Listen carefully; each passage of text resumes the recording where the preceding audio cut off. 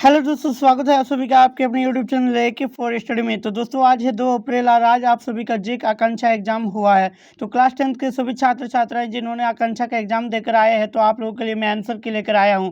दोस्तों इस वीडियो में हम लोग फिजिक्स का दोस्तों 40 क्वेश्चन का आंसर की देखने वाले हैं। तो सभी छात्र छात्राएं आप लोग अपना आंसर मिला लीजिएगा, कमेंट करके लास्ट में जरूर बताइएगा कि आपका फिजिक्स में 40 में से कितना सही हुआ है। इसके बाद आपका और भी जितना सारा सब्जेक्ट था, जैसे बायोलॉजी, आपका मैथ और आपका मैथमेटिक्स, केमिस्ट्री, सभी का मैं अपलोड कर दूंगा। तो आप लोग हमारे चैनल के साथ जुड़े रहिएगा। मैक्स ये चैनल को सब्सक्राइब करके नोटिफिकेशन बेल को ऑल पर प्रेस जरूर करके रखिएगा।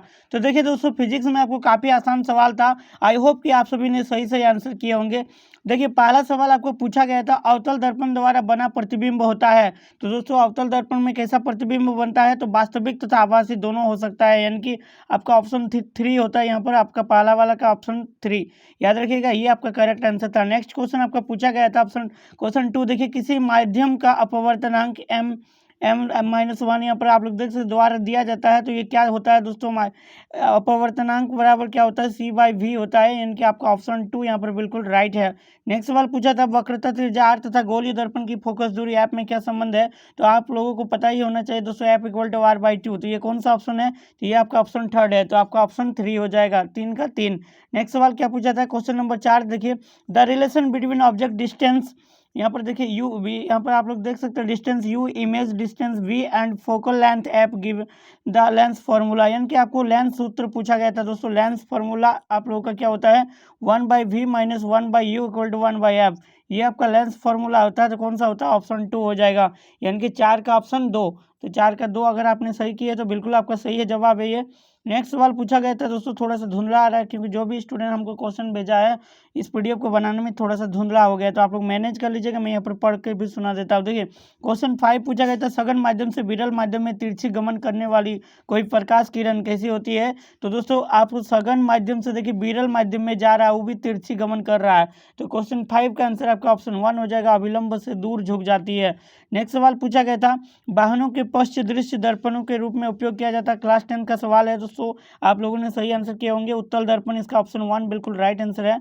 नेक्स्ट सवाल पूछा गया था, देखिए 7वां नंबर पूछा गया था, किसी गोलीय दर्पण तथा किसी पोतले गोलीय लेंस प्रत्येक को फोकस दूरी -15 सेंटीमीटर है। दर्पण तथा लेंस संबंध क्या है? तो दर्पण तथा लेंस दोनों क्या होगा दोस्तों? ये आपका क्वेश्चन नंबर 7 का आंसर हो जाएगा, ऑप्शन 1। दोनों अवतल है, माइनस है तो दोनों आपका अवतल है।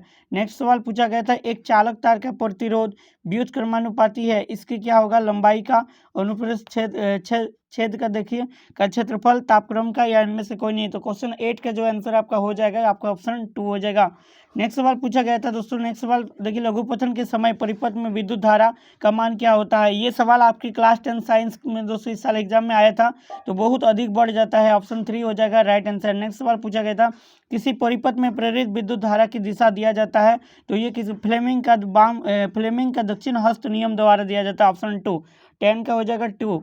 नेक्स्ट सवाल पूछा गया था, देखिए काफी इंपॉर्टेंट सवाल। नेक्स्ट सवाल पूछा गया था, तांबे के तार की एक आयताकार कुंडली किसी चुंबक के क्षेत्र में घूर्णन कर रही है, इस कुंडली में प्रेरित विद्युत धारा की दिशा में कितने परिभ्रमण के पश्चात परिवर्तित होता है? तो दोस्तों क्वेश्चन नंबर 11 का जो आपका राइट आंसर था, ऑप्शन 3 हो जाएगा, आधे परिभ्रमण हो जाएगा।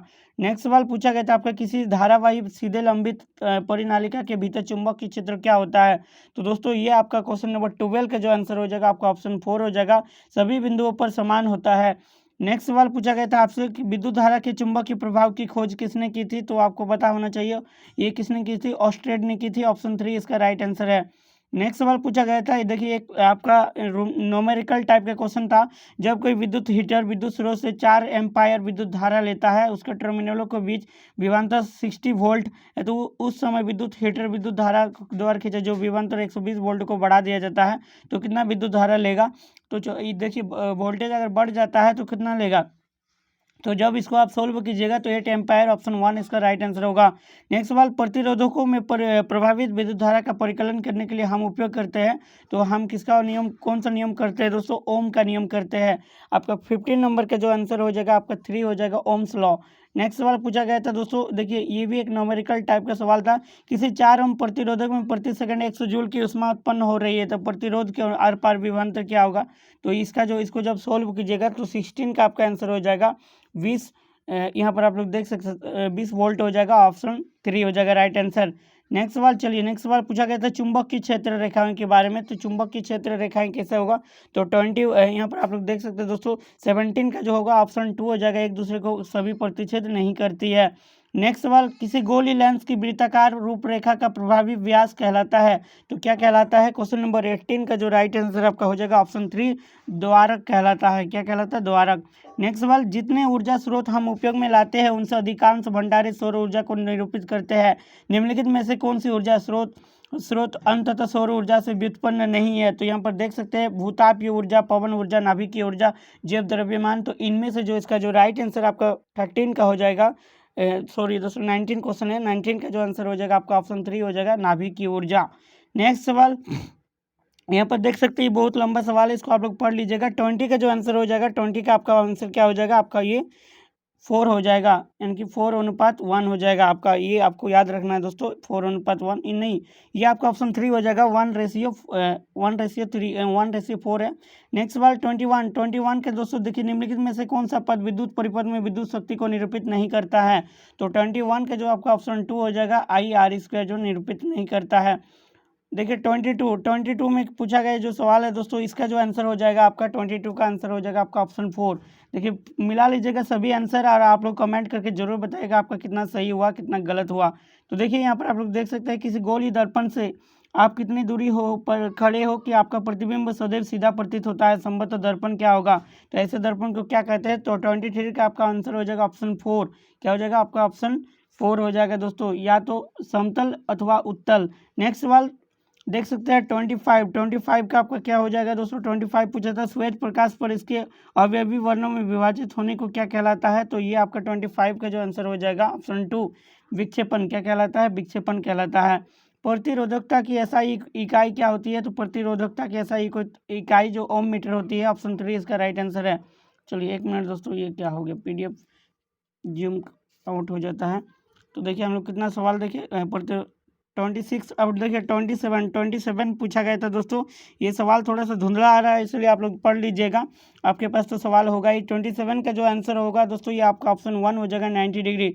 नेक्स्ट सवाल 28, देखिए 28 क्या पूछा गया था, किसी विद्युत धारावाही सीधे चालक तार के चारों ओर से चुंबक की क्षेत्र रेखाएं हैं, तो इसका जो हो जाएगा संकेंद्री वृत्त हो जाएगा, ऑप्शन 2 हो जाएगा। नेक्स्ट सवाल पूछा गया था 29, देखिए आपको पूछा गया था 29 में आपको पूछा गया था दीर्घ दृष्टि दोष के प्रयोग द्वारा संशोधित किया जाता है किस लेंस के द्वारा, तो काफ़ी इंपॉर्टेंट सवाल है, काफ़ी आसान सवाल था। तो दोस्तों ये आपका उत्तर लेंस हो जाएगा, ऑप्शन 1 हो जाएगा। चलिए 30 नंबर पूछा गया था, निम्न में से कौन सही है। देखिए एक फॉर्मूला पूछा गया था दोस्तों साइंस का, तो 30 का जो आंसर हो जाएगा आपका ऑप्शन 1 हो जाएगा, joule equal to coulomb into volt होता है। नेक्स्ट सवाल पूछा गया था 31, काफ़ी लंबा सवाल है, इसको पढ़ लीजिएगा। 31 का जो राइट आंसर आपका हो जाएगा, आपका ऑप्शन 4 हो जाएगा, 25।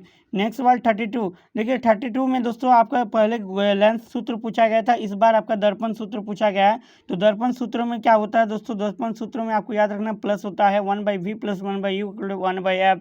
तो 32 का जो आंसर हो जाएगा आपका ऑप्शन 1 हो जाएगा। नेक्स्ट सवाल 33 में क्या पूछा गया था, which energy of water is used to produce hydroelectricity. तो देखिए जल विद्युत उत्पादन में कौन सी जल की ऊर्जा का उपयोग होता है, स्थितिज ऊर्जा भी होती है, गतिज ऊर्जा भी होती है। इनका ऑप्शन 1 और 2 दोनों हो जाएगा, ऑप्शन 3 हो जाएगा यहाँ पर राइट आंसर।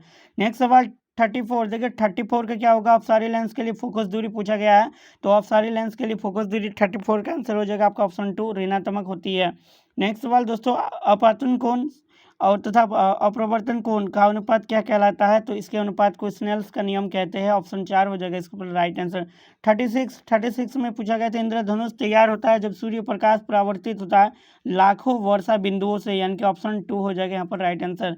37 पूछा गया था तारे टिमटिमाते प्रतीत होने का कारण क्या है, तो तारे किस कारण टिमटिमाते हैं, तो आपका ऑप्शन 3 हो जाएगा, तारों का प्रकाश का वायुमंडलीय अपवर्तन के कारण।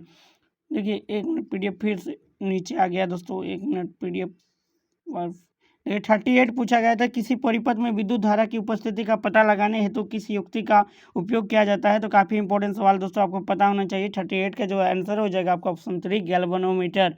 नेक्स्ट सवाल पूछा गया था 39 में पूछा गया था जैसे जैसे तार में प्रवाहित विद्युत धारा बढ़ती है, विभवांतर क्या होती है? तो 39 का जो आंसर हो जाएगा आपका ये 39 का ऑप्शन 2 हो जाएगा, रैखिक रूप से बढ़ता है। नेक्स्ट अंतिम सवाल है दोस्तों इस फिजिक्स का आपका, वह युक्ति जो परिपथ में विद्युत धारा के प्रवाह को उत्क्रमित कर देती है उसे क्या कहते हैं? तो आपको पता होना चाहिए दोस्तों, उसे कहते हैं कंप्यूटेटर। जी हाँ दोस्तों, कंप्यूटेटर कहते हैं, तो इसे याद रखिएगा। तो दोस्तों ये था आपका आकांक्षा का 40 फिजिक्स का क्वेश्चन। तो आई होप कि ये इसमें से आपका 40 में से 40 नहीं भी तो 30 प्लस आपका जरूर आया होगा। और आपका कितना आया है कमेंट करके जरूर बताइएगा। नेक्स्ट वीडियो आप लोगों का जो कि बायोलॉजी और आपका केमिस्ट्री का जो कि पार्ट 1 पार्ट 2 वाइज सब अपलोड कर दिया जाएगा। बायोलॉजी का भी कर दूंगा, केमिस्ट्री का भी कर दूंगा। आपके पास अगर PDF बना हुआ है क्वेश्चन, अगर आप लोग भेजना चाहते हैं तो मेरे इस नंबर पर व्हाट्सअप कर दीजिए। मेरे पास जो क्वेश्चन आया हुआ है ये काफ़ी धुंधला आया हुआ है, जिसके कारण से PDF बनाने में इसको जो कि आप लोग इसको PDF बना सकते हैं। और आपके पास और भी आकांक्षा से रिलेटेड जो भी क्वेश्चन है, जैसे अगर आपने क्लेट का एग्जाम देकर आए तो क्लेट का भी क्वेश्चन भेज सकते हैं। तो चलिए इस वीडियो में इतना ही, तब तक के लिए take care, bye bye and thanks for watching.